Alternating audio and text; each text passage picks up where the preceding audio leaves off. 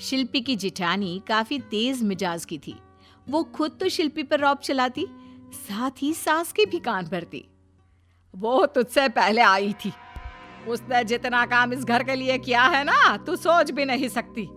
जेठानी का मान रखना, वो जो बोले वो करना तेरा फर्ज है, समझी शिल्पी? शिल्पी परेशान रहती।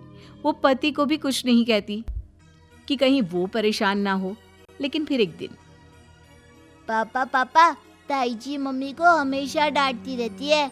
वो सारा काम करती है, फिर भी उन्हें खाने को भी नहीं देती। शिल्पी का पति ये तो देख ही रहा था कि जिस प्यारी सी शिल्पी को वो शादी करके लेकर आया था, वो अब वैसी नहीं रही। कैसी बात बोल रहे हो? नहीं नहीं, ऐसा कुछ भी नहीं है। ये बच्चा है, कुछ भी बोलता रहता है। बच्चों की बात का क्या विश्वास करना। बच्चे सच ही बोलता है शिल्पी। तुमसे ही मेरा परिवार है। तुम ठीक रहोगी तो ही मेरा ध्यान काम पर रहेगा। शिल्पी पति को विश्वास दिलाती है कि सब कुछ ठीक है, वो भी ठीक है, उसे कुछ नहीं हुआ। लेकिन कुछ ही महीनों में शिल्पी की हालत खराब होने लगती है। वो बिस्तर पकड़ लेती है। क्या हुआ है शिल्पी?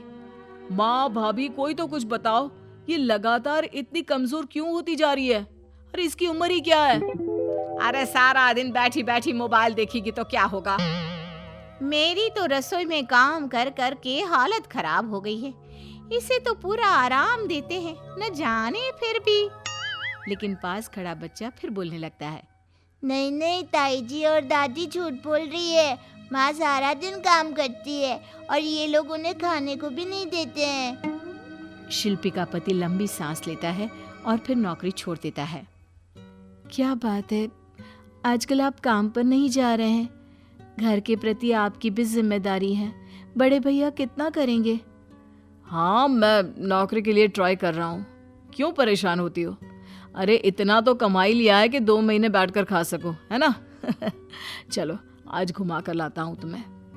शिल्पी की जेठानी को शिल्पी की ऐश बिल्कुल अच्छी नहीं लगती, लेकिन वो क्या करती। फिर एक दिन, माँ, हम लोगों को दिल्ली शिफ्ट होना पड़ेगा। मेरी नौकरी दिल्ली लग गई है। जेठानी ये सुनकर खुश हो जाती है। माँ, राजेश भैया दिल्ली चले जाएंगे, फिर तो हम लोग शिल्पी को अच्छे से घर के सारे काम में लगा देंगे। फ्री की नौकरानी फिर तैयार हो ही रही है हमारे लिए। हाँ हाँ, बिल्कुल सही कहा तुमने। शिल्पी ये सुनकर रोने लगती है। उसे समझ में नहीं आता कि वो क्या करे। पति के शिफ्ट होने के बाद तो जेठानी और सास उसका और हाल बेहाल कर देंगे। शिल्पी कुछ कहती उससे पहले ही राजेश कह देता है। शिल्पी, बेटे का एडमिशन भी मैंने करवा दिया है, वो वहीं पढ़ेगा। दिल्ली की पढ़ाई बहुत अच्छी है, और तो और हम लोगों को कंपनी की तरफ से रहना भी फ्री है। बड़ा घर है। चलो जल्दी से अपना सामान पैक कर लो। ओए रुको रुको, वो कहीं नहीं जाएगी। यहाँ बूढ़ी माँ को किसके भरोसे छोड़कर जा रहे हो? किसके मतलब? भाभी तो है ही ना माँ। भैया की सरकारी नौकरी है, पूरा परिवार, बच्चे सभी तो हैं। नहीं नहीं, शिल्पी यहीं रहेगी। यहाँ का काम कैसे होगा? और मैं नौकरी करूंगा या खाना बनाऊंगा या फिर घर पे झाड़ू लगाऊंगा, जबकि मेरे पास मेरी बीवी है। वाह देवर जी, आज आपको बीवी की जरूरत पड़ गई।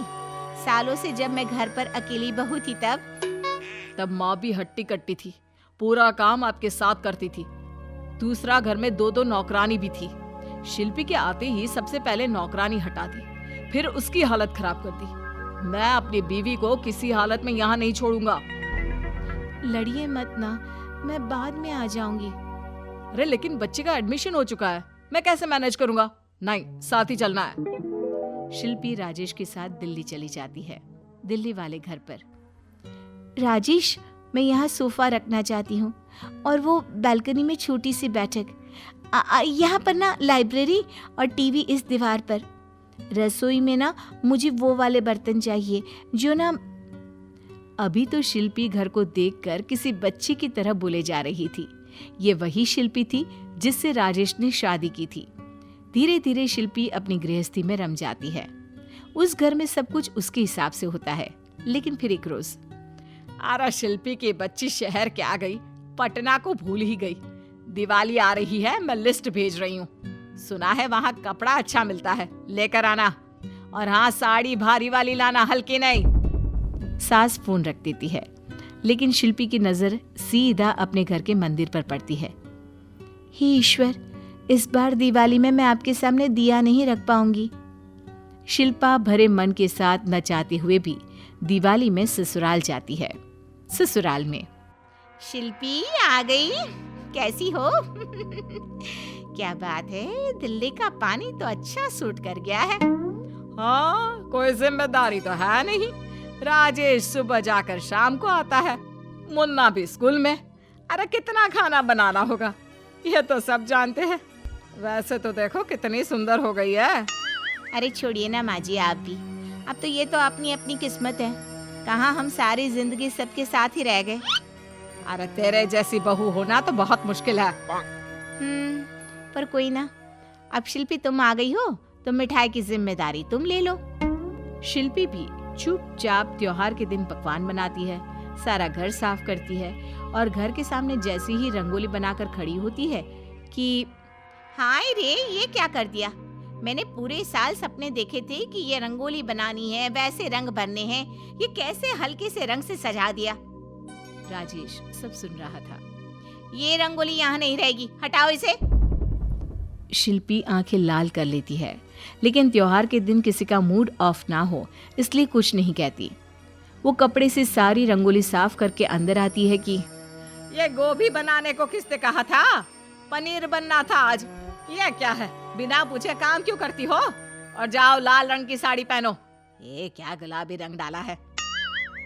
देखो पापा, यहाँ तो माँ अपनी मर्जी से कुछ भी नहीं कर सकती। कुछ दिनों की बात है बेटा, फिर तो दिल्ली ही जाना है। शिल्पी को लेकर थोड़े दिन बाद राजेश दिल्ली आ जाता है। फिर अगले त्योहार में राजेश, माँ का फोन आ रहा है, वो त्योहार में घर जाना है ना, तो लिस्ट भेजी है। नहीं शिल्पी, इस बार हम दिवाली यहीं अपने घर में मनाएंगे। लेकिन माँ, उनसे मैं बात कर लूंगा। तुम ये सोचो कि दिवाली कैसे मनानी है। शिल्पी खुश हो जाती है। लेकिन लक्ष्मी जी का अभिनंदन तो अपने घर में करना चाहिए ना। तो ये किसका घर है? 10 साल से हम यहीं रह रहे हैं, वैसे भी छठ में तो चलना ही है, क्यों? शिल्पी को शांति होती है कि कोई तो है जो उसका पूरा ख्याल रखता है और उसके बारे में सोचता है।